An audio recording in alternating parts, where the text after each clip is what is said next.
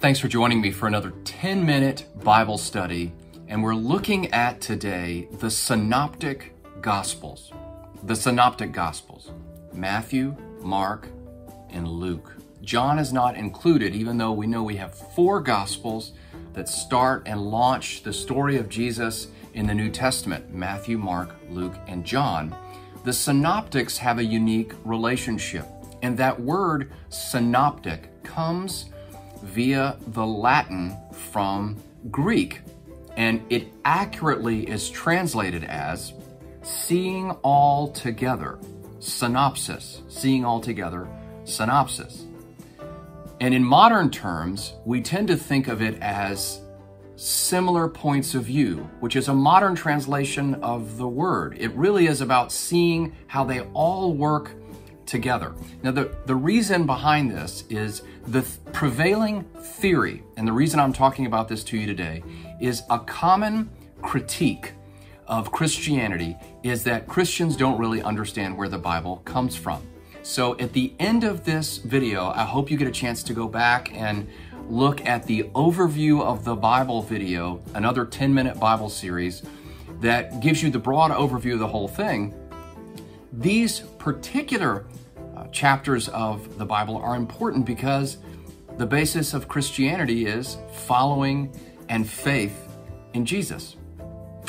The prevailing view is that Mark was written first. Now, for a lot of people, this is uncomfortable, but this theory has been around for over 100 years. It was first proposed in the 1800s by a German theologian. It's called the two-source theory, and the belief is that the primary source that the synoptics, Matthew, Mark, and Luke, use is Mark and a lost document. Now, the way this was studied as a scholastic, historical, literary criticism perspective from a scholastic review from scholars is they noted that Mark in entirety, from beginning to end, the shortest of the Gospels, is included in Matthew and Luke in its entirety, and almost in the exact same order.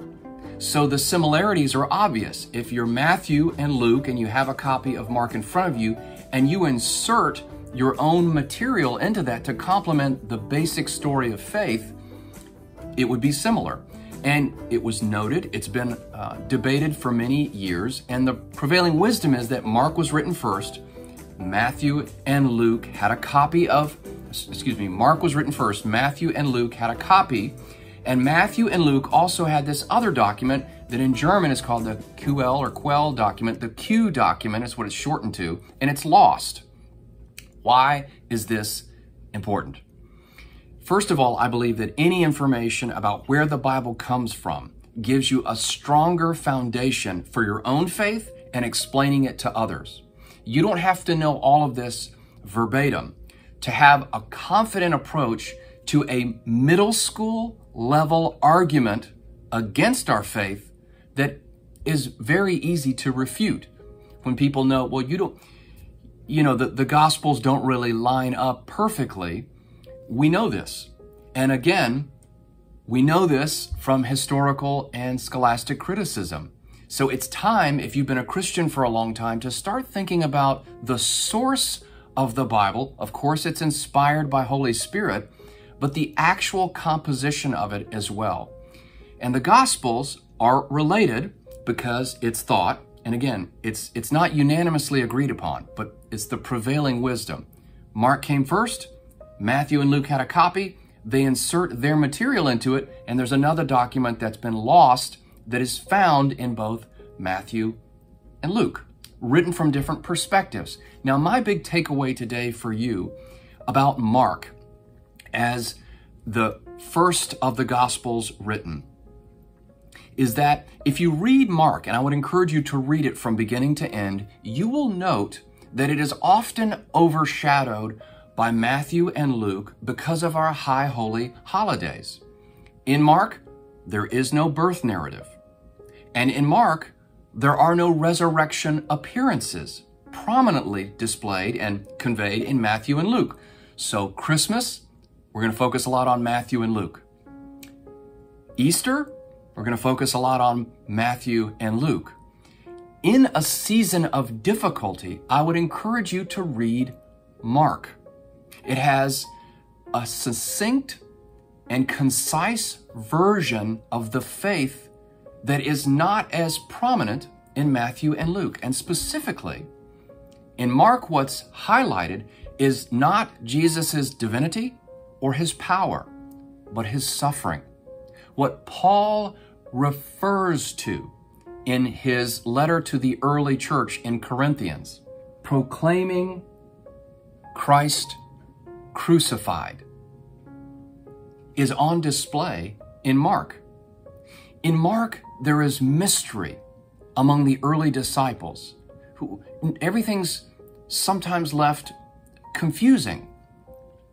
At least now, when I'm recording this during the pandemic, when a lot of us of faith are confused, unsure of what God is doing, believing that God is doing something, but unsure about it, there is a beauty in reclaiming the perspective of Jesus' life recorded in the Gospel of Mark.